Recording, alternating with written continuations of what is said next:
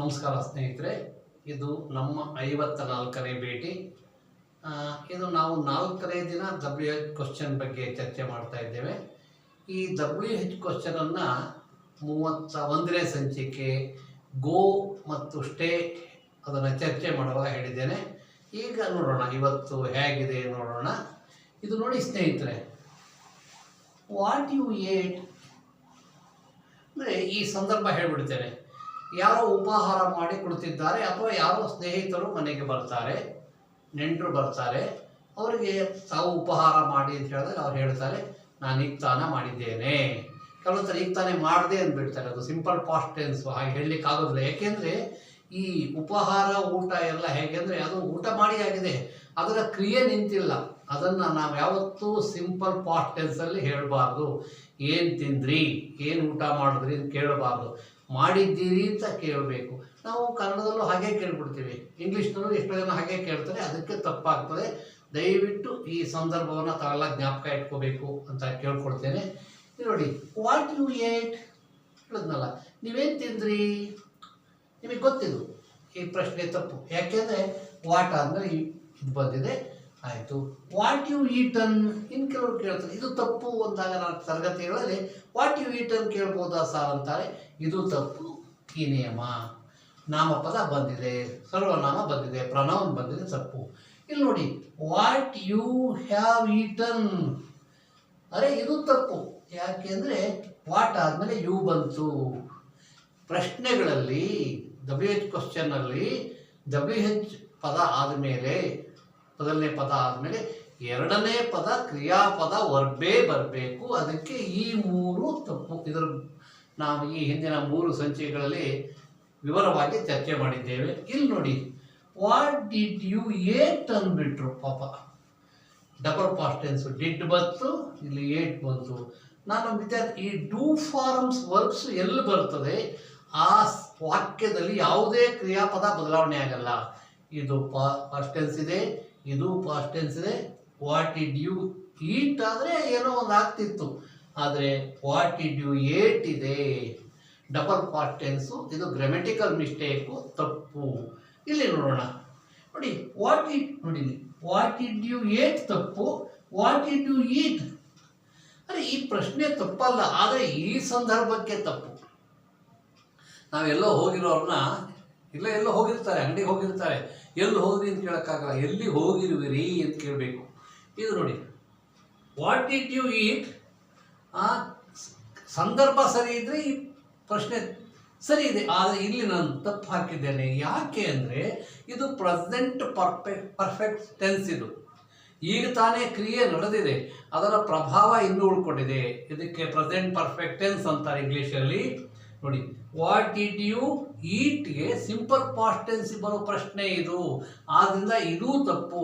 ಈ ಪ್ರಶ್ನೆ ಬೇರೆ ಸಂದರ್ಭದಲ್ಲಿ, ನಿನ್ನೆ ಎಲ್ಲೋ ಹೋಟೆಲಲ್ಲೋ ಎಲ್ಲೋ ನೋಡಿರ್ತೇವೆ, ಅವರು ಕೇಳ್ತಾರೆ, ಯಾರೋ ಸ್ನೇಹಿತರೆ ವಾಟ್ ಡಿಡ್ ಯು ಈಟ್, ನಿಮ್ಮನ್ನು ನೋಡಿದೆ ಯಾವುದೋ ಹೋಟೆಲ್ ಹತ್ರ, ಯಾವುದೋ ರೆಸ್ಟೋರೆಂಟ್ ಹತ್ರ ನೋಡಿದ್ವಿ, ವಾಟ್ ಡಿಡ್ ಯು ಈಟ್ ಅದು ಆಗ್ಬೋದು.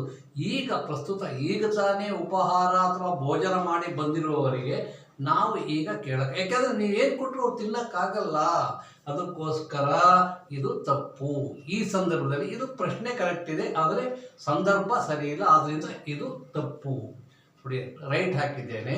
ಬೇರೆ ಸಂದರ್ಭಕ್ಕೆ, ಈ ಸಂದರ್ಭಕ್ಕೆ ಪ್ರೆಸೆಂಟ್ ಪರ್ಫೆಕ್ಟ್ ಟೆನ್ಸ್, ಈಗ ತಾನೇ ಕ್ರಿಯೆ ಆಗಿದೆ, ಆದರೆ ಪೂರ್ತಿ ಮುಗಿದಿಲ್ಲ, ಮೇಲ್ನೋಟಕ್ಕೆ ಮುಗಿದಿದೆ.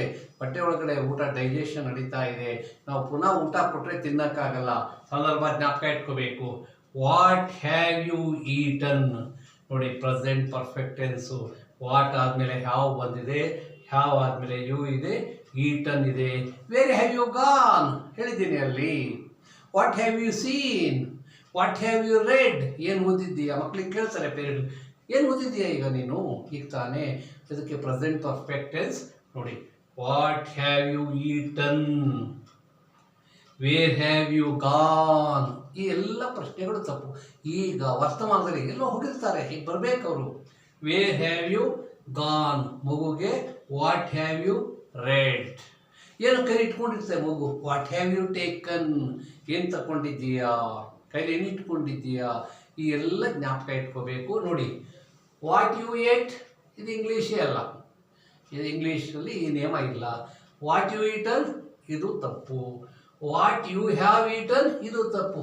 ಇದು ಮೂಲ ನಿಯಮ. ಇದ್ರ ಬಗ್ಗೆ ತುಂಬ ನಾವು ಚರ್ಚೆ ಮಾಡಿದ್ದೇವೆ, ಆದ್ದರಿಂದ ಇದು ತಪ್ಪು. ನೋಡಿ, ವಾಟ್ ಡಿಡ್ ಯು ಏಟ್ ಬಂದುಬಿಡ್ತು. ತುಂಬ ಮಕ್ಕಳು, ನನ್ನ ವಿದ್ಯಾರ್ಥಿಗಳು ಡಬಲ್ ಪಾಸ್ಟ್ ಟೆನ್ಸ್ ಭಾಳಷ್ಟು ಜನ ಬರೀತಾರೆ, ಅದು ಪ್ರಾಕ್ಟೀಸ್ ಆಗಿಲ್ಲ ಅವ್ರಿಗೆ. ವಾಟ್ ಡಿಡ್ ಯು ಏಟ್ ಆಗಲ್ಲ, ಡಿಡ್ ಬಂತು. ವಾಟ್ ಡಿಡ್ ಯು ಈಟ್ ಇದ್ದರೆ ಏನೋ ಒಂದು ಕನ್ಸಿಡರ್ ಮಾಡ್ಬೋದಿತ್ತು. ಇಲ್ಲಿ ನೋಡಿ, ವಾಟ್ ಡಿಡ್ ಯು ಈಟ್ ಇದೆ, ಈ ಸಂದರ್ಭಕ್ಕೆ ತಪ್ಪು. ಯಾಕೆ ಅಂದರೆ ಈಗ ತಿಂದಿದ್ದಾನೆ, ಅದು ಅರಗಿಲ್ಲ, ಪುನಃ ತಿನ್ನೋಕ್ಕಾಗಲ್ಲ. ಅದಕ್ಕೋಸ್ಕರ ವಾಟ್ ಡಿಡ್ ಯು ಈಟ್ ಈ ಪ್ರಶ್ನೆ ಬೇರೆ ಸಂದರ್ಭದಲ್ಲಿ ತಪ್ಪು. ಕ್ವಶನ್ ಕರೆಕ್ಟ್ ಆಗಿದೆ, ಸಂದರ್ಭ ತಪ್ಪಾಗಿದೆ. ಆದ್ದರಿಂದ ನಾವು ಇದನ್ನು ಒಪ್ಕೊಳ್ಳೋಕ್ಕಾಗಲ್ಲ. ಈ ಸಂದರ್ಭಕ್ಕೆ ಈ ಪ್ರಶ್ನೆ ಹೊಂದಲ್ಲ, ಬೇರೆ ಸಂದರ್ಭಕ್ಕೆ ಹೊಂದುತ್ತೆ. ನೋಡಿ, ಎರಡು ರೈಟ್ ಹಾಕಿದರೆ, ತಪ್ಪು ಹಾಕಿದರೆ.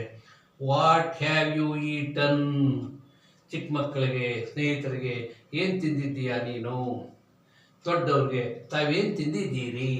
ವಾಟ್ ಹ್ಯಾವ್ ಯು ಈಟನ್ ಈ ಪ್ರಶ್ನೆ ಜ್ಞಾಪಕ ಇಟ್ಕೋಬೇಕು. ಇನ್ನು ಮುಂದಿನ ವಾರದಲ್ಲಿ, ಮುಂದಿನ ಸಂಚಿಕೆಯಲ್ಲಿ ನೋಡಿ, ಎಲ್ಲ WH ಇದೆ. ಈ WH ಅಲ್ಲದೇ WH ಕ್ವಶನ್ ಇದೆ, ಅದು ನೋಡೋಣ. ಅದು ನೋಡಿಬಿಟ್ಟು ಮುಂದಿನ ಭಾಗಕ್ಕೆ ಹೋಗೋಣ. ಬಹುಶಃ ಇದು ತಮಗೆ ಈ ಹಿಂದೆ ಈಗಾಗಲೇ 3 ಸಂಚಿಕೆಯಲ್ಲಿ ನಾನು ಇದ್ರ ಬಗ್ಗೆ ಚರ್ಚೆ ಮಾಡಿರೋದ್ರಿಂದ, ಮತ್ತು ಗೋ ಅಂಡ್ ಸ್ಟೇ 31ನೇ ಸಂಚಿಕೆಯಲ್ಲೂ ನಾನು ಚರ್ಚೆ ಮಾಡಿರೋದ್ರಿಂದ ಇದನ್ನು ಹೆಚ್ಚು ಹೇಳೋದಕ್ಕೆ ಇಷ್ಟಪಡಲ್ಲ. ಬಹುಶಃ ತಮ್ಮ ಗಮನಕ್ಕೆ ಹೋಗಿದೆ ಅಂದ್ಕೊಂಡಿದ್ದೇನೆ. ಮುಂದಿನ ಸಂಚಿಕೆಯಲ್ಲಿ ಭೇಟಿಯಾಗೋಣ. ನಮಸ್ಕಾರ.